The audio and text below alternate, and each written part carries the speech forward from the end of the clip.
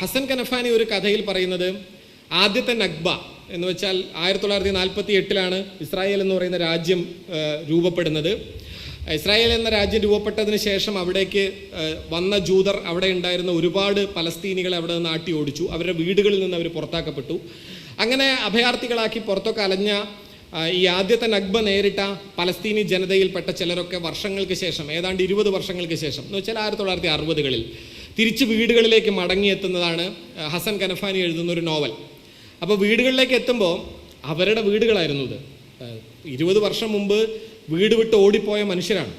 അവർ തിരിച്ചെത്തുമ്പോൾ ഒരു വീട്ടിലേക്ക് കയറി ചെല്ലുന്ന ഒരു രംഗമുണ്ട്. ഒരു വീട്ടിലേക്ക് കയറി ചെല്ലുമ്പോൾ അവിടെ ഈ പഴയ കാര്യങ്ങളൊക്കെ അതേപോലെ സംരക്ഷിക്കപ്പെട്ടിട്ടുണ്ട്. പഴയ ചിത്രങ്ങളും പഴയ സംഭവങ്ങളൊക്കെ സംരക്ഷിക്കപ്പെട്ടിട്ടുണ്ട്. അവരൊക്കെ അപ്പോൾ ഇതൊക്കെ എന്താ നിങ്ങൾ മാറ്റാത്തത്, ഇതൊക്കെ നല്ല ഭംഗിയായതുകൊണ്ട് നിലനിർത്തി എന്നവർ പറയുന്നു.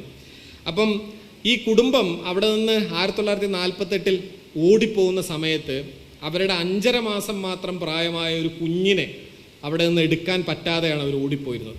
ആ കുട്ടി അവിടെ പെട്ടുപോയിരുന്നു. അപ്പോൾ അവർ ചോദിക്കും, ഞങ്ങൾ അന്നൊരു ഞങ്ങളുടെ കുട്ടിയെ ഇവിടെ ഒഴിവാക്കി പോകേണ്ടി വന്നു, ഞങ്ങൾക്ക് ആ കുട്ടിയുടെ വല്ല വിവരം ഉണ്ടോ എന്ന് ചോദിക്കുന്നു.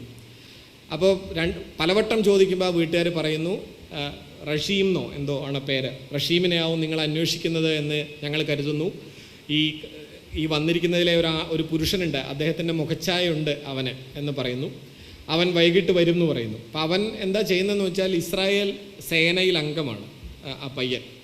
അവൻ ഇസ്രായേൽ മിലിറ്ററി ഫോഴ്സിൽ അംഗമായിട്ടുള്ള ഒരുത്തനാണ്. അവൻ വൈകിട്ട് ജോലി കഴിഞ്ഞ് തിരിച്ചു വരികയാണ്. അപ്പോൾ യഥാർത്ഥത്തിൽ എൻ്റെ അച്ഛനും അമ്മയും ഇതാണെന്ന് പറഞ്ഞ് അവർ പരിചയപ്പെടുത്തും. അപ്പം ഇങ്ങനൊരു അച്ഛനും അമ്മയും എനിക്കില്ല, എൻ്റെ അമ്മ ഇവിടെയുള്ള ആളാണ്, എൻ്റെ അച്ഛൻ മുമ്പ് മരിച്ചുപോയി, അതല്ലാതെ നിങ്ങൾ എൻ്റെ അച്ഛനും അമ്മയും അല്ല എന്ന് പറഞ്ഞ് ആ കുടുംബം ഇറങ്ങിപ്പോരുന്നതാണ് ഒരു ചിത്രം.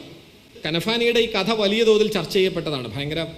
ഞാനിപ്പോൾ അത് വളരെ പെട്ടെന്ന് നരേറ്റ് ചെയ്തപ്പോൾ നിങ്ങൾക്ക് അതങ്ങനെ അതിൻ്റെ ഫീൽ കിട്ടിയിട്ടുണ്ടാവില്ല. പക്ഷെ അത് വായിക്കുമ്പോൾ നമ്മളുടെ ഹൃദയം പൊടിഞ്ഞു പോകുന്ന ഒരു കഥയാണ്.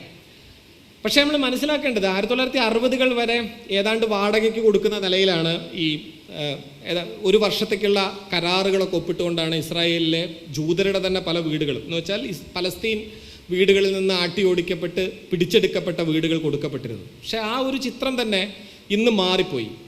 ഇന്ന് പൂർണ്ണമായും അത് ഇസ്രായേലാണ് എന്നും യഥാർത്ഥത്തിൽ ഞങ്ങളാണ് ഈ സ്ഥലത്തിൻ്റെ ചരിത്രാതീത കാലം മുതലുള്ള പരമാധികാരികളെന്നും വിശ്വസിക്കുന്ന ഒരു വലിയ ജനസമൂഹത്തെ രൂപപ്പെടുത്തിയെടുക്കുകയും അതിനുള്ള ഒരു അന്തർദേശീയ അംഗീകാരം നേടിയെടുക്കുകയും ചെയ്യുന്ന നിലയിലേക്ക് അത് വികസിച്ചു കഴിഞ്ഞു. ഇപ്പം നമുക്ക് മാപ്പ് കണ്ടാൽ, ഞാനവിടെ പോയിട്ടില്ല, പക്ഷേ പോയവർ പറയുന്നതും നമുക്ക് മാപ്പ് കണ്ടാലും അറിയാവുന്ന ഒരു കാര്യമുണ്ട്. ഇപ്പോൾ ഈ റഫ എന്ന് പറയുന്നതോ ഗസ എന്ന് പറയുന്നതോ വെസ്റ്റ് ബാങ്ക് എന്ന് പറയുന്നതോ ഒക്കെ ആയിട്ടുള്ള സ്ഥലങ്ങൾ ഒരുപാട് വിദൂരത്ത് കിടക്കുന്ന സ്ഥലങ്ങളൊന്നുമല്ല. പക്ഷേ ഈ സ്ഥലങ്ങൾക്കൊക്കെ ഇടയ്ക്ക്, ഇപ്പോൾ വെസ്റ്റ് ബാങ്കിനും ഗസയ്ക്കും ഒക്കെ ഇടയ്ക്ക് പൂർണ്ണമായും ഇസ്രായേലായി നിലനിൽക്കുന്ന സ്ഥലങ്ങളുണ്ട്.